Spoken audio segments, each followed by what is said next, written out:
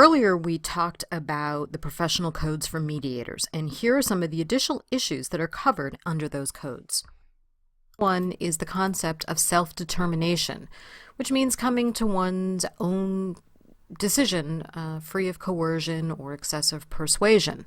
It's a very important part of mediation. The individual parties must freely make their own decision.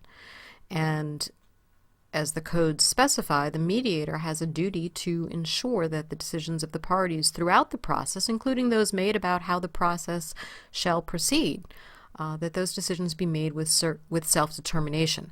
Now, of course, as you can imagine, this creates a tremendous tension given just the purpose of mediation. The whole process is the art of persuasion and encouragement in order to get parties to move and compromise, and yet parties must exercise self-determination, and mediators must ensure that all decisions made are made with self-determination.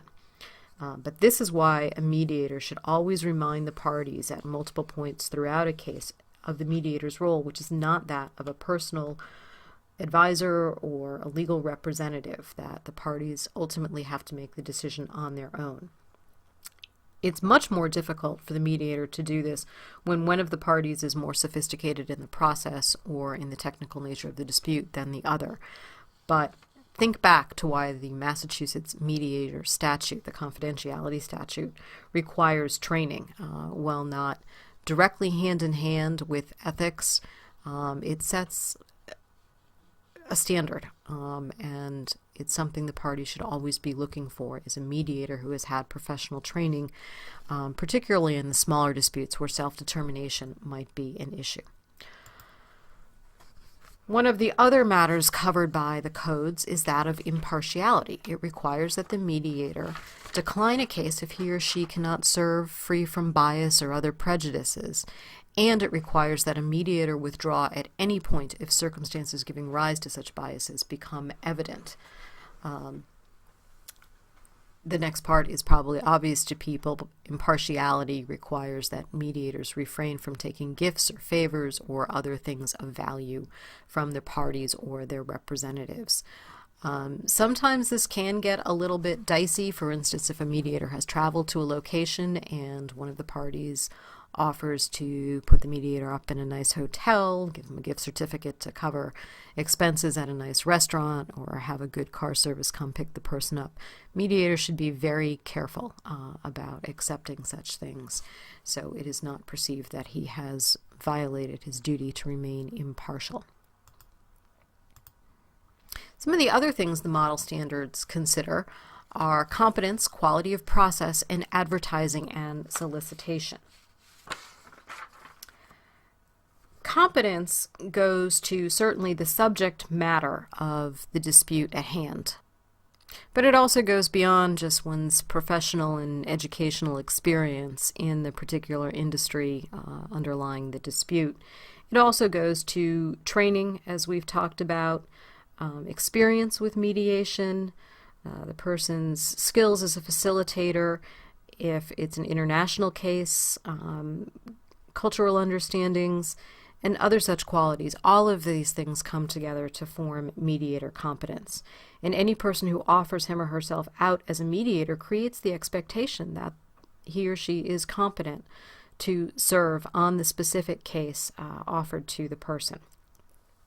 Quality of process is very important, and it basically boils down to the mediator should not do anything that disrespects the integrity of the field of mediation. They're the ones who have to protect this process. Where this is a voluntary process, it is important that the people who are seen really as the shepherds of it maintain high standards and enforce the codes of conduct and make sure that the process isn't being used for some inappropriate purpose. And then, of course, like most places, there are rules for advertising and solicitation. And unlike selling a car where some sort of puffery or exaggeration is expected, it is absolutely not acceptable here. And while there's no direct prohibition on including settlement rates in advertising or on websites, it is generally a bad practice to do it. Think about it. It might be perfectly true that a certain mediator has settled 95% of her cases, but what message does that send to someone, particularly if that person ends up in the 5% of cases that don't get settled? So, final note on quality of process issues. One concern parties have sometimes is when one neutral in a particular type of ADR, let's use mediation as the example here, suggests to the parties that they move to another type of ADR. As long as the mediator is not offering to become the arbitrator or facilitator or whatever the other process is, it is okay and actually sometimes encouraged that the mediator take that step. Again, absent the party's consent, the mediator cannot take on another role. And pause for a minute and think about it. Even if the parties did consent, so this person has just sat through a couple hours, maybe a couple days of the parties trying to settle the dispute. And in the spirit of mediation, the parties have been open and candid, and they have shared information in hopes of creating opportunities for settlement. That's not necessarily information that they would put before an arbitrator or a judge. So that really clouds the ability for the mediator to switch hats freely. Where a mediator has no intention of stepping into the role of the arbitrator, it may actually be a good tactical strategy for the mediator to suggest that the parties move on to arbitration. If they've been stalled for a while, this might be a good opportunity for them to say, wait a minute, the next step is a big one, so let's get back to the table and see if there's something we can work out. Finally, the codes address compensation, and this might also be governed by an ADR provider's rules or the mediator's own form of agreement. But the model codes call for that any terms of compensation must be in writing. There must be a reasonable relationship of the size of the fees charged by the mediator to the complexity of the case. Contingency fees, obviously, are not going to be allowed in a mediation setting, and it is okay to have an uneven apportionment among parties in certain cases. Think about a 10-party construction case where there might be 3 or 4 subs who are only going to be there for a day or so. It might be perfectly appropriate, and it might be a way to get them to the table if they pay a lesser amount than the general contractor and the owner who are going to be there for the whole thing. There are 2 primary problems that come up in mediation with respect to compensation. The first is the tension between a mediator's intent to resolve the case and the perception of motive. Let's say that a mediator has worked for several days with the parties. They've made some progress, but they just aren't there yet, and they decide to take a break, or there's just no room in anyone's schedule to continue.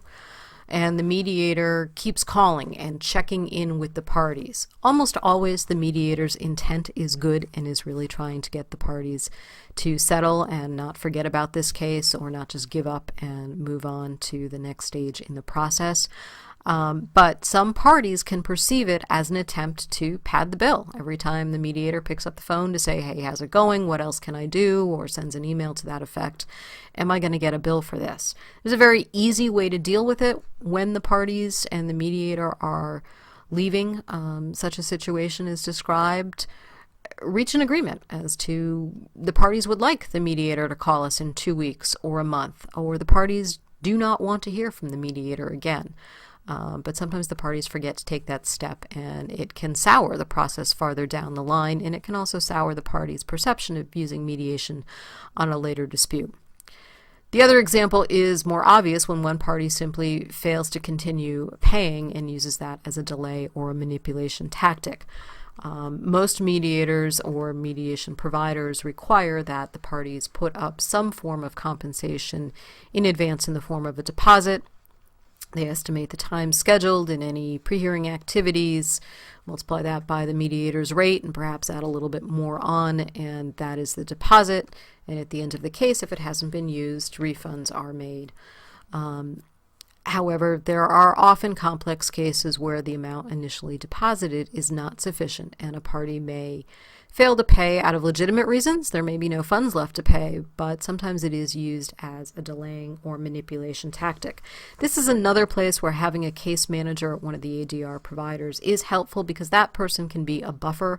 The parties who need the mediator to be their facilitator don't have to approach that person about the status of payment, or the mediator who needs the parties' trust to be effective doesn't have to call the parties as a bill collector. So if there is a sense that there might be a money problem, that's the type of case that would benefit from going to one of the ADR providers. There's no magic answer, though. The case manager doesn't have a lot of authority, nor does a mediator. Usually what this signifies is that a party is ready to move on to the next step. That threat can sometimes bring the parties back, but not often. And finally, before we close out this section, here are the links to these two references so you can view them in more detail.